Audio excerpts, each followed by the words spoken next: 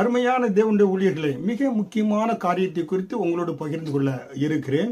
ஒரு சபையை நீ ஸ்தாபிக்கின்ற பொழுது மிக முக்கியமாக மனதிலே கொள்ள வேண்டிய காரியம், நன்றாக வேதத்தை கற்ற தரிசனமுள்ள ஒரு போதகர் வேண்டும்.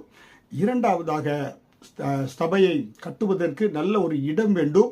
ஜனங்கள் எல்லாரும் வந்து கலந்து கொள்வதற்கும் பாதை வசதிகள், எலக்ட்ரிசிட்டி, அதே போல் வாட்டர் ஃபெசிலிட்டிஸ் மற்றும் பக்கத்தில் உங்களுடைய ஊழியங்களுக்கு யாரும் அந்த இடத்துல வந்து எதிர்ப்புகள் தெரிவிக்காதபடி அப்படிப்பட்ட இடங்களை நீங்கள் செலக்ட் பண்ணணும்.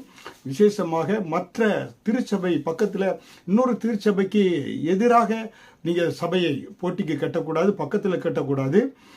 அது மிக மிக முக்கியம்.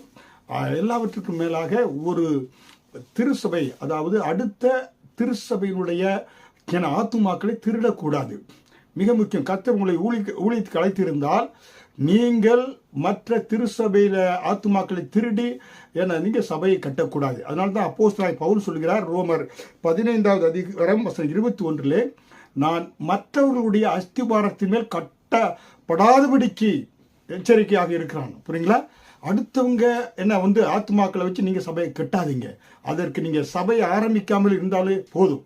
ஏன்னா அநேக ஊழியர்களுடைய வேதனை மனதில் ஒரு ஆத்மாவை ஆண்டவருக்குள் கொண்டு வருவதற்கு அவர் எவ்வளவாக புறஜாதி மதத்திலிருந்து அவர்களை ஆண்டவருக்குள் நடத்துவதற்கு எவ்வளவு நேரங்கள் எடுத்து அவர்களுக்காக செலவழித்து ஜெபித்து கர்த்தருக்குள் கொண்டு வந்து வளர்ந்து வருகின்ற பொழுது, நீங்க சபையை கட்டுவதற்காக அந்த ஆத்துமாவை என்ன செய்யறீங்க?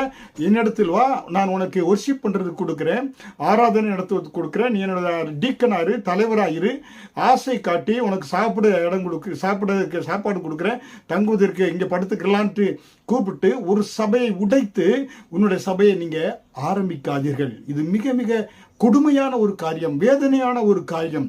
ஏனென்றால் நான் இந்த ஊழியத்தில் இதை அனுபவப்பட்டதுனால உங்களுக்கு சொல்கிறேன்.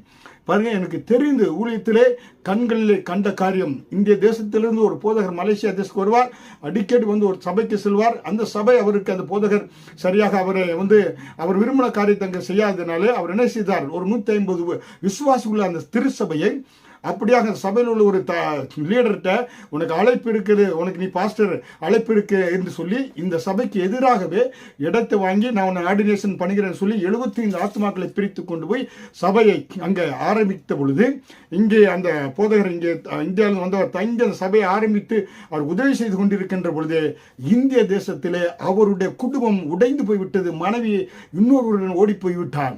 எவ்வளவு வேதனையான ஒரு காரியம். ஒரு ஊழியன் எவ்வளவாக மனம் வருந்தி இருப்பார். அதனாலே அருமையான தேவ